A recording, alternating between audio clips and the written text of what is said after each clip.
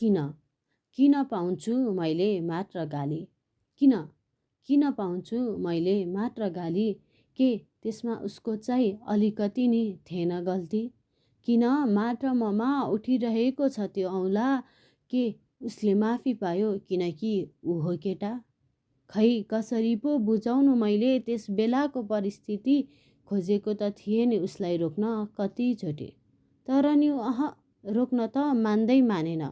रोक्न त मानेन। कसरी पो सक्थे र म केटीले उसँग जित्न? भन्थ्यो एकदम मलाई गर्छ माया, तर गयो जीवनभरिको लागि दिएर पीडा।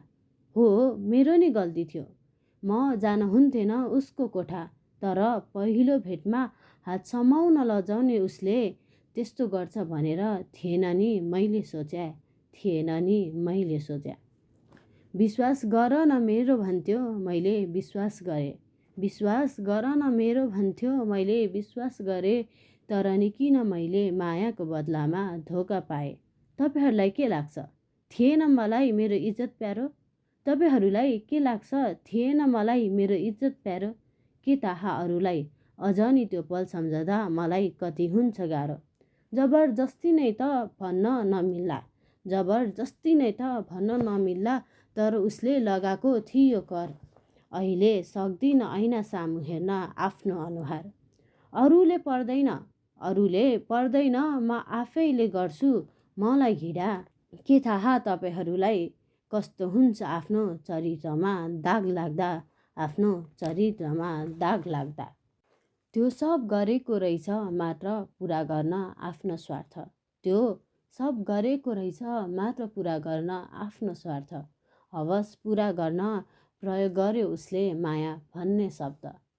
समाजसँग मात्र नभई आफैसँग नि परेको छ लड्न। उसको त्यो कसमको सायद हुन्थेन मैले विश्वास गर्न। पर्दैन अरू कसैले भन्न, म आफै मान्छु कि मै हो गलत। मायाको नाममा दिन हुन्थेन उसलाई यत्रो वर्ष सम्हालेको इज्जत। यता म तडपिरहेको छु, तर ऊ खुसी छ कोही अरूसित।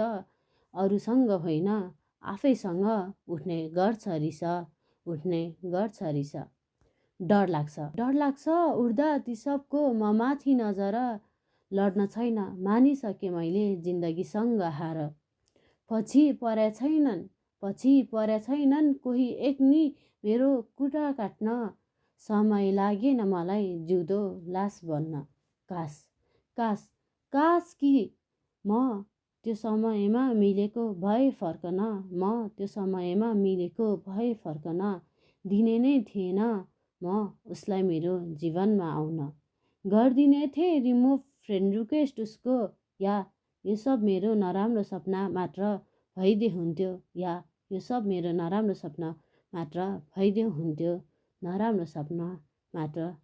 हुन्थ्यो। हस्, धन्यवाद।